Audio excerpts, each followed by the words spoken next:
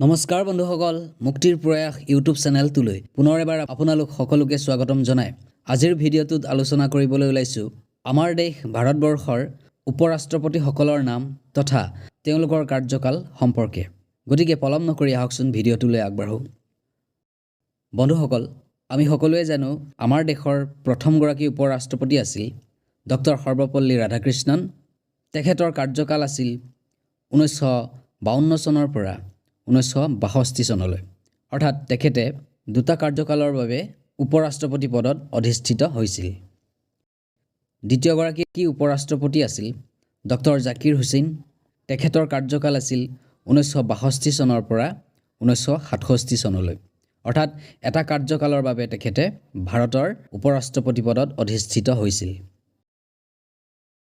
তৃতীয়গৰাকী উপৰাষ্ট্ৰপতি আছিল ভি গিৰি। তেখেতৰ সম্পূৰ্ণ নামটো হৈছে বৰাহগিৰি ভেংকট গিৰি। তেখেতৰ কাৰ্যকাল আছিল 1967 চনৰ পৰা 1969 চনলৈ। অৰ্থাৎ তেখেতে 2 বছৰৰ কাৰণে ভাৰতৰ উপৰাষ্ট্ৰপতি পদত অধিষ্ঠিত হৈছিল। ইয়াৰ পিছত চতুৰ্থগৰাকী উপৰাষ্ট্ৰপতি আছিল GS পাঠক। অৰ্থাৎ তেখেতৰ সম্পূৰ্ণ নামটো হ'ল গোপাল স্বৰূপ পাঠক। তেখেতৰ কাৰ্যকাল আছিল 1969 চনৰ পৰা 1974 চনলৈ। অৰ্থাৎ তেখেতেও এটা কাৰ্যকালৰ বাবে ভাৰতৰ উপৰাষ্ট্ৰপতি পদত অধিষ্ঠিত হৈছিল। ইয়াৰ পিছত পঞ্চমগৰাকী উপৰাষ্ট্ৰপতি আছিল BD জাত্তি। অৰ্থাৎ বাছাপ্পা দানাপ্পা জাত্তি। তেখেতৰ কাৰ্যকাল আছিল 1974 চনৰ পৰা 1979 চনলৈ। অৰ্থাৎ তেখেতে এটা কাৰ্যকালৰ বাবে ভাৰতৰ উপৰাষ্ট্ৰপতি পদত অধিষ্ঠিত হৈছিল। তাৰপিছত ষষ্ঠগৰাকী উপৰাষ্ট্ৰপতি আছিল ন্যায়াধীশ মহম্মদ হেদায়তুল্লাহ।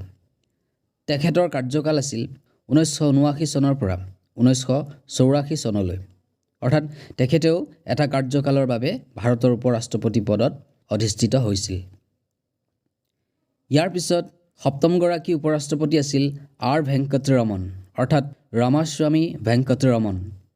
তেখেতৰ কাৰ্যকাল আছিল 1984 চনৰ পৰা 1987 চনলৈ। অৰ্থাৎ 3 বছৰৰ কাৰণে তেখেতে ভাৰতৰ উপৰাষ্ট্ৰপতি পদত অধিষ্ঠিত হৈছিল। ইয়াৰ পিছত অষ্টমগৰাকী উপৰাষ্ট্ৰপতি আছিল ডক্টৰ শংকৰ দয়াল শৰ্মা। তেখেতৰ কাৰ্যকাল আছিল 1987 চনৰ পৰা 1992 চনলৈ। অৰ্থাৎ তেখেতেও এটা কাৰ্যকালৰ বাবে ভাৰতৰ উপৰাষ্ট্ৰপতি পদত অধিষ্ঠিত হৈছিল। ইয়াৰ পিছত নৱমগৰাকী উপৰাষ্ট্ৰপতি আছিল KR নাৰায়ণন। তেখেতৰ কাৰ্যকাল আছিল 1992 চনৰ পৰা 1997 চনলৈ। অৰ্থাৎ তেখেতেও এটা কাৰ্যকালৰ বাবে ভাৰতৰ উপৰাষ্ট্ৰপতি পদত অধিষ্ঠিত হৈছিল। ইয়াৰ পিছৰগৰাকী অৰ্থাৎ দশমগৰাকী উপৰাষ্ট্ৰপতি আছিল কৃষ্ণকান্ত। তেখেতৰ কাৰ্যকাল আছিল 1997 চনৰ পৰা 2002 চনলৈ। অৰ্থাৎ তেখেতেও এটা কাৰ্যকালৰ বাবে ভাৰতৰ উপৰাষ্ট্ৰপতি পদত অধিষ্ঠিত হৈছিল। ইয়াৰ পিছৰগৰাকী উপৰাষ্ট্ৰপতি অৰ্থাৎ একাদশগৰাকী উপৰাষ্ট্ৰপতি হৈছে ভৈৰৱ সিং শেখাৱত। তেখেতৰ কাৰ্যকাল আছিল 2002 চনৰ পৰা 2007 চনলৈ। অৰ্থাৎ তেখেতেও এটা কাৰ্যকালৰ বাবে ভাৰতৰ উপৰাষ্ট্ৰপতি পদত অধিষ্ঠিত হৈছিল। তাৰপিছত দ্বাদশগৰাকী ভাৰতৰ উপৰাষ্ট্ৰপতি আছিল মহম্মদ হামিদ আনচাৰী। তেখেতৰ কাৰ্যকাল আছিল 2007 চনৰ পৰা 2017 চনলৈ। অৰ্থাৎ তেখেতে দুটা কাৰ্যকালৰ বাবে ভাৰতৰ উপৰাষ্ট্ৰপতি পদত অধিষ্ঠিত হৈছিল। ইয়াৰ পিছৰগৰাকী উপৰাষ্ট্ৰপতি অৰ্থাৎ ত্ৰয়োদশগৰাকী উপৰাষ্ট্ৰপতি আছিল M ভেংকায়া নাইডু।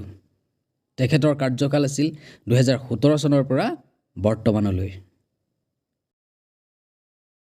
বন্ধুসকল, আজিৰ ভিডিঅ'টোত ইমানেই আছিল।